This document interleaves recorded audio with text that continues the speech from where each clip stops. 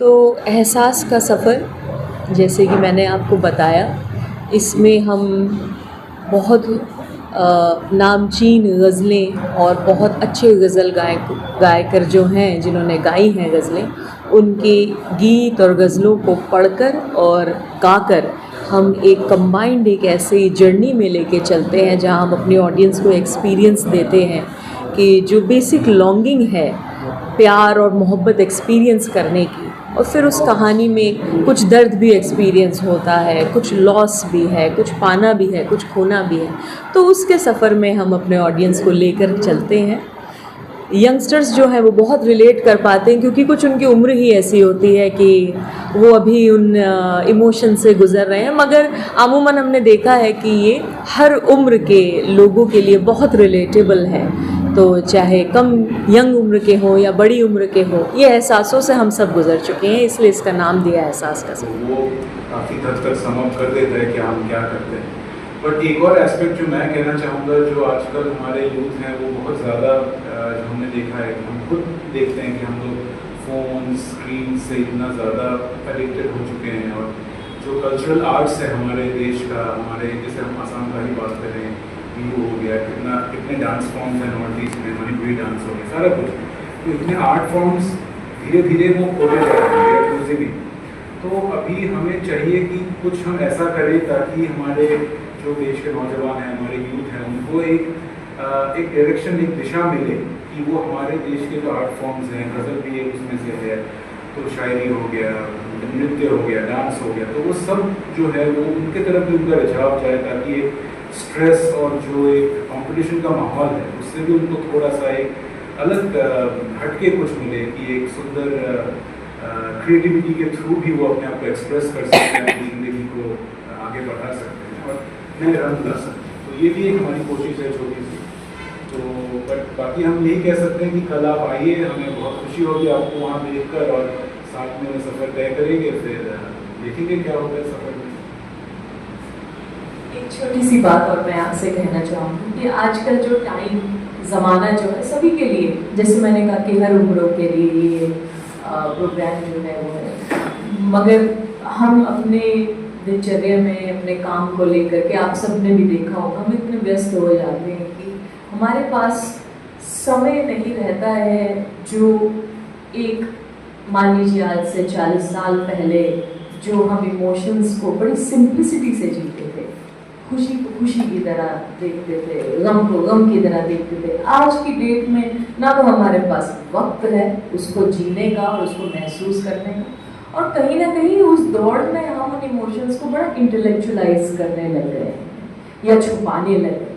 तो ये एहसास का सफ़र एक ऐसा कॉन्सेप्ट है वो जो आज मॉडर्न टाइम्स के जितने शोर शराबे हैं उसको हटा के, इसलिए बड़ा अकूस्टिक सेटअप है और बिल्कुल सिंप्लिसिटी से जो ओल्ड स्कूल लव के बारे में जो बात होती है उसको उसी तरीके से बहुत प्यार से आपके सामने ला के रखता है, ताकि बिल्कुल हमारे और आपके जो बिजी और शोर शराबे और नॉइज़ हट जाए और हम और आप बिल्कुल ऑडियंस और आर्टिस्ट बिल्कुल एक होकर के उस इमोशन को जीते। बाकी आप कुछ पूछना चाहें? इसमें मैं आपको बताऊंगा, आपको mister Gajendra Singh Shekhawat, honourable minister of culture government of India. जब भी हम ये प्रोग्राम कहीं करने जाते हैं तो लोगों का अक्सर एक सवाल रहता है कि ठीक है कि ये म्यूज़िक का प्रोग्राम है, ये गज़ल का प्रोग्राम है, ये मुशायरा है, तो ना तो ये म्यूज़िक है, ना ये सिर्फ गज़ल है, ना सिर्फ पोइट्री या मुशायरा है। असलियत में ये कुछ ऐसा एक्सपीरियंस है जहाँ हम अपने दर्शकों को एक कहानी में उन्हें सफ़र पर लेके चलते हैं, इसलिए बोला एहसास का सफ़र। तो थीम तो यही है कि एक ख्वाहिश सभी के दिलों में रहती है कि वो भी कभी एक्सपीरियंस करें कि उन्हें मोहब्बत हो, चाहे कोई जवान हो, कोई मिडिल एज हो या फिर कोई बड़ी उम्र का हो, मोहब्बत सभी को चाहिए, प्यार सभी को चाहिए। अब इस चाहत के लिए हमें किन किन पड़ाव से गुजरना पड़ता है इमोशंस के, वो ये कहानी जो है उसे बयां करती है। तो ये सब उम्र के लोगों के लिए है। हाँ, हालांकि यंगस्टर्स ज़्यादा रिलेट कर पाते हैं, मगर जो बड़ी उम्र वाले हैं अक्सर उन्होंने हमसे आके कहा कि हमें अपने पुराने दिन याद आ गए, या कुछ हमने भी ऐसा मकाम देखा था तो हमें वो याद आ गया। किस तरीके से हम करते हैं, करते कुछ इस तरीके से हैं कि अकूस्टिक हमारा एक प्रोग्राम रहता है जहाँ पे प्रसन्नजीत बहुत उम्दा शायरों की गज़लें हैं और बहुत उम्दा गज़लकारों की गाई हुई, मेहदी साहब की, जगजीत सिंह की, गुलाम अली की, बहुत लोगों की उम्दा गाई हुई गज़लें उन्हें वो गाते हैं। और ऐसे मानिए कि जैसे कि वो इसके एक्टर हैं और मैं इसके निर्देशक हूँ, आई एम द डायरेक्टर और नरेटर भी। और उस कहानी को मैं उर्दू गज़लों से पढ़ के और शायरी से बता करके उसे बयां करते हैं। तो बड़ी साझेदारी हमारी चलती है दोनों की। और इसी तरीके से कुछ पढ़ के कुछ गा करके हम एक, क्या कहते हैं, सफ़र तो मैंने बोला है, मगर एक सफ़र इस तरीके से अलग अलग माइलस्टोन, अलग अलग पड़ाव से फिर मंजिल तक अपनी ऑडियंस को लेकर के जाते हैं। तो कुछ यही हमारा कॉन्सेप्ट है। जैसे जी कुछ बोलना चाहिए शायरी और गजल लई এটা one and a half hour kind of drama type they have made it, and they have performed same event seven earlier in Bangalore, Mumbai, Jaipur, Delhi. So I will not tell what about the program of the concert I will not know, but about that how we are organizing. They will tell what is the concept, what is the thing about the essence of it.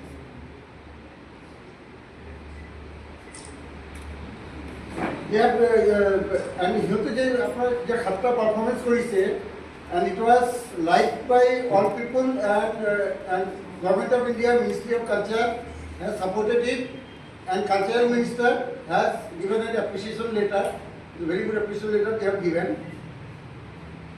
So after doing 7 events, I have our homestay. I am born and brought up in Tezpur, and Prasenjit also has done his schooling 10+2 from early school Guwahati, and Akansha's also all maternal uncle they stay in Nagaon.